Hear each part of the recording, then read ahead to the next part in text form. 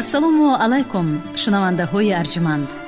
гуфторамонро аз силсилаи хониши адабӣ оғоз менамоем.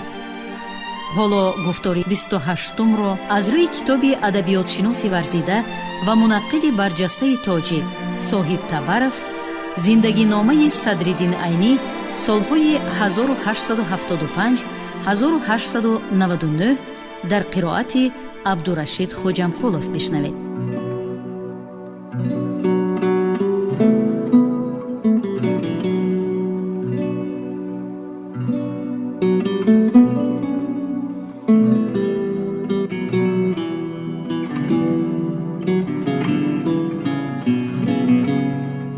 صدرالدین را در این حولی ندادن مزد کار و نفقه برای مهنتش، بی لباسی، بی پایافزاری و امثال آنها خیلی سخت عذاب می دادند. او این وضعیت را این طور قلمداد نموده است: من تنها یک جامه و یک کرته لازمی داشتم که آنها هم کهنه شده دریده بودند. وقتی که همه به جای روند و کسی نماند، من به طرف اسبخانه گذشته کرته‌ام را می شستم. بعد از خشکانده پوشیدن آن، در نوبت دیگر لازمی هم را کشیده می شستم.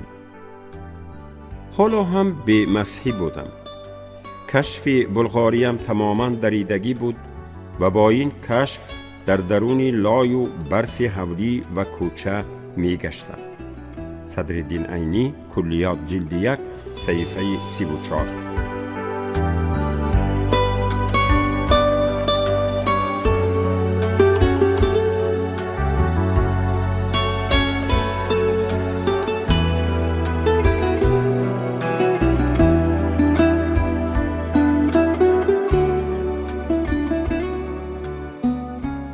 چنین تأکیدهای پی در پی عینی درباره تنها دارای یک جامه و کرته لازمی کهنه بودنش اثبات می کنند که او در سال تحصیلی 1891-1892 در حولی قاضی کلانزاده شریف جان مختوم با همان لباسهایی از صحرا پوشیده آمده اش که کهنه شده دریده بودند، با یک جامه پختناک خجدوانی میده لگنده‌ای اکنون فرسوده شده که هم تک پوش و هم رو پوش به شمار می رفت، بی مسحی با کفش سریپایی بلغاری محلی آبگذر تمامی فصلهای تیرماه و زمستان را پسی سر می کرد. از سبب ممسیکی و خسیسی، خصلت بسیار بدی شریف جان مختوم در این بود که او خسیس بود. جلد 7، صفحه 45. این قاضی کلانزاده صدرالدین را با لباس، جامه و پایافزال و دیگر لوازمات ضروری تأمین نمی کرد. همین بسیاری کار که به تحصیل و تعلیم و خوانش صدرالدین خلل می رسانید، همچنین بی لباسی و بی پایافزاری و مانند اینها او را وادار می گردانند که در آغاز بهار، یعنی در آخر سال تحصیلی 1891-1892، در آخر ماه فوریه یا اول ماه مارس سال 1892 در پی و فکر خلاصیابی از مهنت زیاد و مشکل و طاقت فرسا در حولی قاضی کلانزاده شریف جان مختوم گردد. بعدها او در یادداشت‌ها این مقصد خود را به آیندگان به طور ذیل گوشرس نموده است: وقتی که بسیاری کار به درسخانه‌ام مانی شد و بی لباس گشتن طاقت فرسا گردید، من در فکر خلاص شدن از این درگاه افتادم. خصوصا بعد از آن که برادر سییس 10 مکافات علمی گرفت و بعد از حاصل شدن مقصدش برادرش را از خدمت سییسی گریزاند، کاری من باز هم دشوارتر شد، چون که من مجبور بودم به 2 اسب هم خودم نگاه و بین کنم. صدرالدین عینی، کلیات، جلد 7، صفحه 49.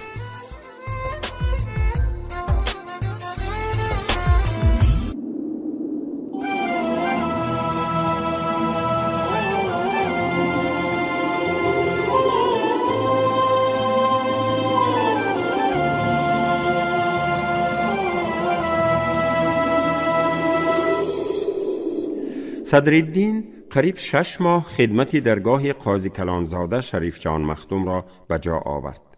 یعنی قریب تمام سال تحصیل از ماه سپتامبر سال 1891 تا ماه مارس سال 1892 خدمت او را به جا آورد.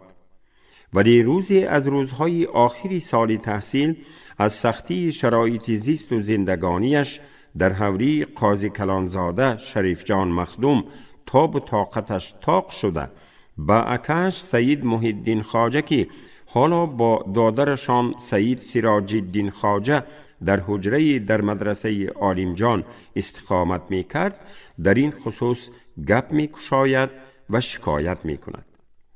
وی از برادرش یاری می پرسد تا که او را در یگان جای خدمتگار ماند تا که هیچ نباشد این خوجین نوش او را با لباسواری تأمین نماید. یکی از شریک درسانی سید محی الدین خواجه میر صالح مخدوم که هم در گذری چارخراس حوری و هم در مدرسه عالم جان حجره داشت و در سال تحصیل 1891 1892 از همین مدرسه عالم جان به سید محی الدین خواجه حجره یافته داده بود، به هر دو برادر وعده می دهد که در آینده به تعیین کردن صدرالدین به خدمت فراشی در همان مدرسه عالم جان مدد خواهد رساند. اما فراش این مدرسه در آن شب و روز به وطنش رفته بود. بنابراین تا روزی از وطنش از ولایت کولاب برگشتن فراش مدرسه عالم جان که یک ملا بچه کولابی بود، صدرالدین را لازم آمد که باز 2 ماه دیگر تا ماه ایون سال 1892 در حوری قاضی کلانزاده شریف جان مخدوم خدمت را دوام دهد. همین طور صدرالدین بعد از تقریباً 8 ماه در خدمت قاضی کلانزاده شریف جان مخدوم ماندن از استثماری بی امانش رها می یابد و از نیمه ماه ایون سال 1892 به حجره اکاش سید محی الدین خواجه به مدرسه عالم جان می کوشد و همچون فراش آن مدرسه به خدمت شروع می نماید. عینی بعدها در این باره چنین نوشته بود: من 2 ماه دیگر دندان به دندان مانده در حوری شریف جان مخدوم ایستادم و در سری وعده به فراشی مدرسه عالم جان تعیین شده بی خبر دادن به خوجین و رخصت گرفتن از او به آنجا رفتم. صدرالدین عینی، کلیات، جلد 1، صفحه 35.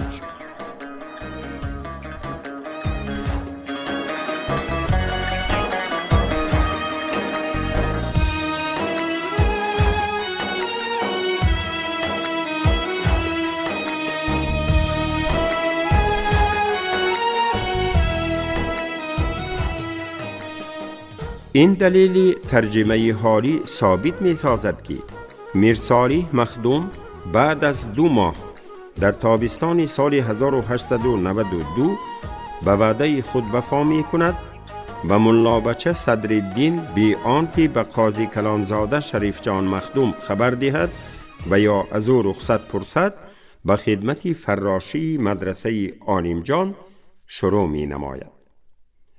بعدها عینی سبب بی خبر و بی آگاهی و بی رخصت از حوری قاضی کلانزاده شریف جان مخدوم گریختن خود را و مثل آدینه، یادگار، نیک قدم بر این قهرمانان اثرهای بدیعیش در یادداشت‌ها خیلی عمیق و روشن و مشخص بیان کرده است.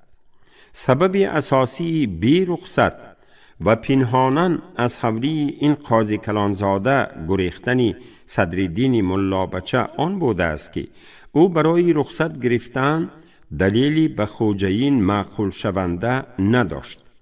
اگر او در حقیقت و در اصل بسیاری کار و به لباسواریش را راست و درست سبب نشان میداد، به قاضی کلانزاده معقول نمی شد و صدرالدین خدمتگارش می رنجید. و حالان که می نویسد عینی من او را رنجاندن نمی خواستم، چون که هرچند من از وجه مادی از وی ناراضی باشم هم معنن او را حرمت می کردم و اولین تربیه‌گری معنوی خود می دانستم. صدرالدین عینی، کلیات، جلد 7، صفحه 50.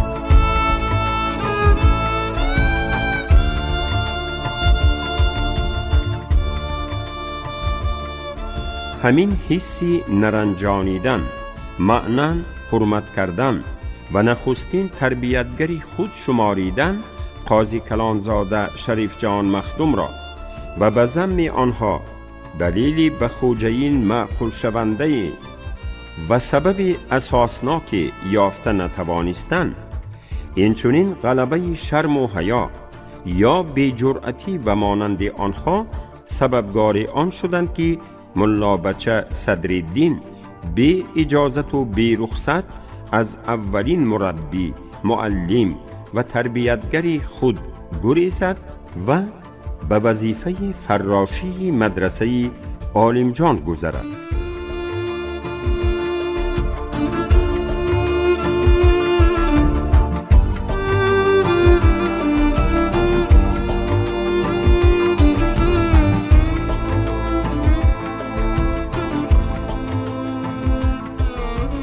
ثمره علم آموزی عینی در سال تحصیل 1892 1893.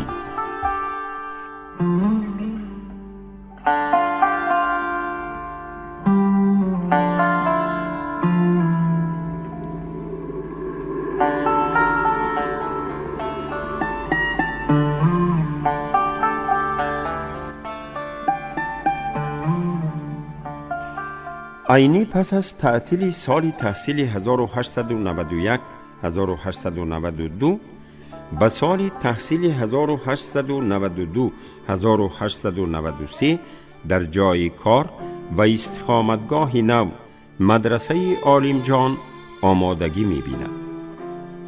در دوام سال تحصیل 1891 1892 برادر کلانی صدرالدین سید محی الدین خواجه با دادرش سید سراج الدین خواجه در یکی از حجره‌های سنگین و خشت پختگی آشیانه یکم همین مدرسه عالمجان عمر به سر می بردند. در ماه‌های تعطیل سال 1892 سید محی الدین خواجه و مثل ماه‌های تعطیل سال تحصیلی 1890 1891 برای جمع‌آوری خرجی باز معلم شده به چوری کرکی می رود و با همین راه برای سال تحصیل 1892 1893 نفقه زندگانیش را گرد می آورد. او در این مدت تقریباً 6 ماه تعطیل آن حجره تنگ و تاری در مدرسه عالمجان چارسوی بخارا بوده را به اختیار صدرالدین و دادرش سید سراج الدین خواجه واگذار می نماید.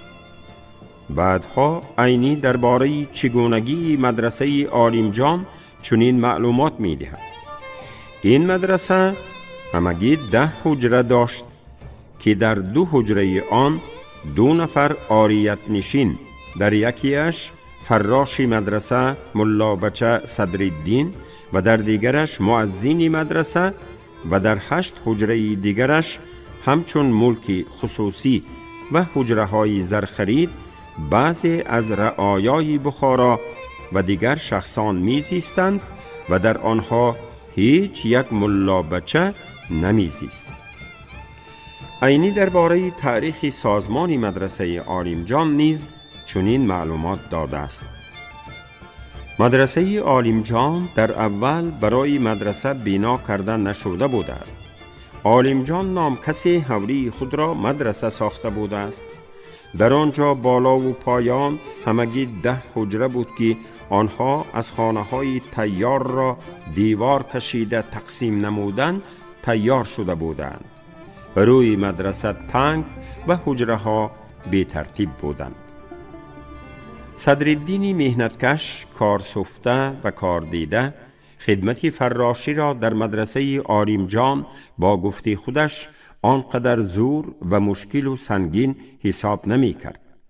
روزی یک بار رفتن یک مدرسه حوری مانند و در وقتهای برف پاک کردن بامهای آن به مانند من یک جوانی کار کوفته آنقدر دشواری نمی کرد. صدرالدین عینی، کلیات جلد 7 صحیفه 51، جلد 1 صحیفه 36 گفته می نویسد عینی درباره خدمت فراشیش در مدرسه آریمجان.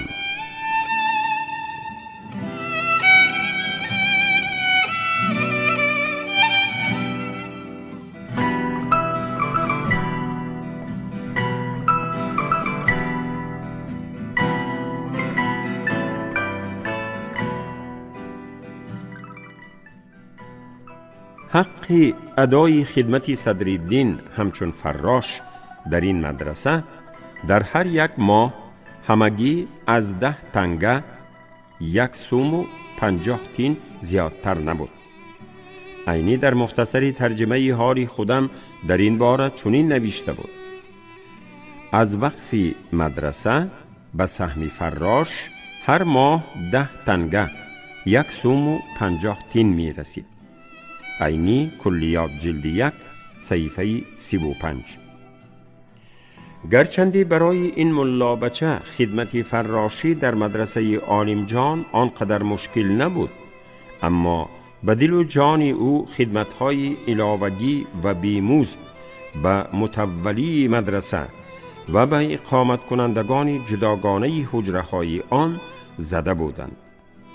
چون این خدمت‌های به حساب و سیر شمار یکی از سبب‌های اساسی به درس تیار کنی خلل رساندن به خوانش و آموزش اثرهای بدیعی و مخصوصاً اشعاری سرآمدان ادبیات کلاسیکی امکان نیافتن و از جمله به کارهای ایجادی مشغول شده نتوانستنی او می گردیدند.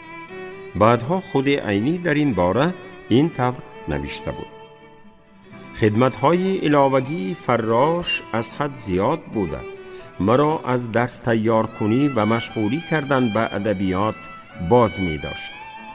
عینی، کلیات جلد 7 صحیفه 51.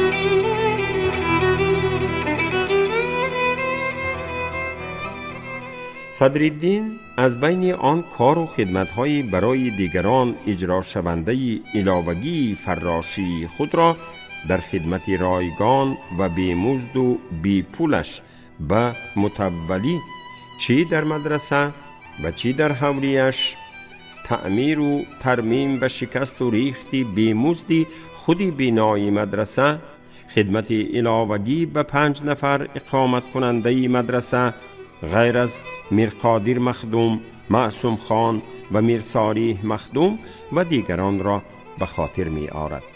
همانجا جلد 7 صحیفه 54. صدرالدین در هنگام سال سوم تحصیلش از آخر تیر ماه سال 1892 سر کرده، نخستین بار در همین مدرسه آریمجان با طرز زیست و زندگی و کار و کردار هندوهای سودخور که در سرای وقف همین مدرسه میزیستند شناس می‌گردد. از جمله او در همین مدرسه با بایرجی نام سوداگری هندو که جواهرات و سنگ‌های قیمت‌بها می‌فروخت، با سواد و خوشخط بود و زبان تاجیکی را نغز می‌دانست، آشنایی پیدا می‌کند. صدرالدین با آثار بسیار ادیبان فارس و تاجیک حوزه هندوستان از جمله با بیاض گلستانی مسرت، تذکیره خزانه آمیره و امثال آنها که در هندوستان چاپ شده بودند با توسط همین بایرجی هندو شناس می گردد. عینی بعدها مناسبت و معامله هندوان سوداگر از جمله بایرجی را با خود او و مردم گرد و اطرافش بعضی خصلت و خلق و اطوار هندوها را در اثرهای بدیعیش از جمله در رمنی داخونده خیلی واقعی تصویر نموده است. چنان که گفته شد، صدرالدین در حجره همین هندوی سوداگر بسیار اثر و کتاب‌های در هندوستان چاپ شده ادیبان فارس تاجیک را می‌بیند و از بعضی آنها استفاده هم می‌برد. او در آنجا از تذکیره گلستان مسرت عبدالرحمن شاکر ورد حاجی محمد روشنخان بن محمد نوازخان که در سال 1851 به اتمام رسانده بود، با نمونه های شعرهای نظامی، خسروی دهلوی، جامی، خاقانی، ناظمی هیروی، ناصرعلی ناصر، هلالی، بیدل، شوکت بخارایی، مخفی، صایب، مشفقی و دیگران و با بعضی واقعه های تاریخی شناس می شود. تذکیره خزانه آمیره میر غلام علی آزادی بلگرامی که در اساس موادهای تذکیره های لباب الالباب محمد اوفی، تذکیرت الشعراء دولت شاه سمرقندی، تحفه سامی ابو نصر سام میرزای صفوی، هفت اقلیم امین احمد رازی، منتخب التواریخ عبدالقادر بداعونی، تذکیره نصرآبادی میرزا محمد طاهر نصرآبادی، تذکیرت الاولیاء فرید الدین عطار، تذکیرت التواریخ عبدالله کابوری، مرآت الخیال شیرخان لودی، همیشه بهاری کیشن چندی جهان آبادی، ریاض الشعراء علی قلی خانی والیه داغستانی، مجمع النفایس سراج الدین علی خانی آرزو و بسیار دیگر تذکیره و اثرها ترتیب داده شده. صدرالدین ملا بچه از آن از آثاری رودکی سر کرده تا آثار شاعران زمان زندگانی هر یک مؤلفی تذکیره را مطالعه می کند، پارچه های شعرهای آنها را می خواند. به طور دیگر گوییم صدرالدین از سال سوم تحصیل در مدرسه غیر از علمهای برناموی مدرسگی باز از میراث ادبی و بدیعی ادیبان فارس تاجیک، اثرهای نثری بدیعی، تاریخی، ادبیات شناسی، فلسفی، دینی، اخلاقی و امثال آنها واقف می گردد.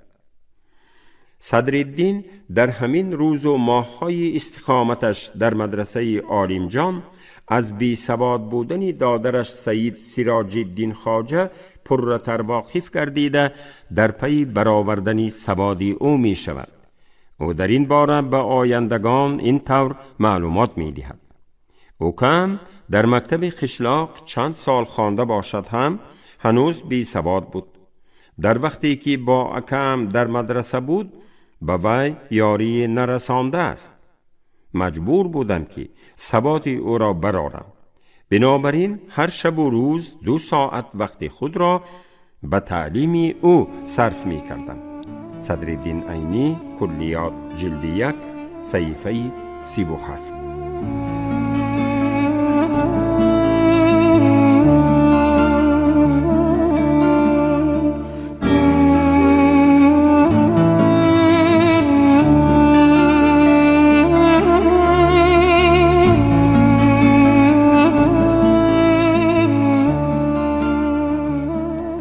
جمله های فوق ما را آگاه می سازند که عینی از دوره جوانی باز به یک ساحه دیگری کار و مهنت، به تعلیم و تربیه بچگان و کسب معلمی شوق و ذوق خاصه هم داشته بوده است که چنین خصلت را در برادر کلانیش سید محی الدین خواجه کم دریافت کردن ممکن بود.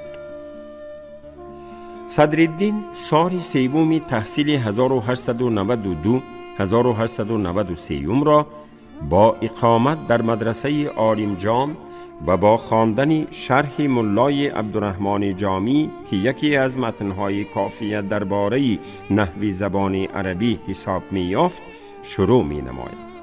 او امسال هم این درسش را در نزد همان داماللای نخستین کنجکی خود ملا عبدالسلام دوام می دهد. سال تحصیل 1892-1893 برای صدرالدین باز از آن جهت اهمیتناک و پرقیمت بود که او را مشرف می گردد که در نزد یگانه مدرس نامدارترین دورانش دامالله اکرام خواند. بخت بروی او می خندد که پس از وفات مدرس مشهورترین بخارا عیسی مخدوم بعدی وبای سال 1899 دامالله درسخانگیش یکی از علامه های مشهور آن زمان مدرس مدرسه جعفر خواجه محمد اکرام ابن عبدالسلام مشهور به دامالله اکرام 1847-1925 می گردد. عادتاً مدرس محمد اکرام درس جماعی خود را در حوری خیش در گذری خواجه بلغاری بخاری می گذراند. دلیل بالا از نهایت استعداد و فعالیتی بلند و ذوق علم دوستی بی اندازه داشتنی صدرالدین 17-18 ساله گواهی می دهد. و در این سال تحصیل در نزد دامالله کنجکی خیش ملا عبدالسلام که هم سبق و شریک درس قاضی کلانزاده شریف جان مخدوم و اکثر اعضای محفل حوری او بود و یک جایه با آنها مدرسه را در سال 1896 ختم نمود تحصیل می کند. دامالله دوم کنجکی صدرالدین ملا بازار بود که چون ملا عبدالسلام به او تعلیم را دوام می داد. اکنون در همین سال تحصیل به صدرالدین مشرف می گردد که با برادرش سید محی الدین خواجه در مدرسه بخارا تحصیلی علوم کرده تعلیم را دوام داده در نزد دامالله اکرام خواندن شرح ملا را آغاز نماید. همین طور عینی در سال تحصیلی 1892-1893 از تعلیم دامالله های کنجکی خود ملا عبدالسلام و ملا بازار و هم مشهورترین مدرسی درسخانگی آن زمان دامالله اکرام بهره‌ور می گردد. در خود همان سال تحصیلی 1892-1893 برادرش سید محی الدین خواجه و دامالله های کنجکیش ملا عبدالسلام و ملا بازار هم در نزد همین علامه مدرس دامالله اکرام تعلیمگیری خود را دوام می دهند که این اثبات فکری تا چه اندازه با استعداد بودن صدرالدین نشده نمی توانند.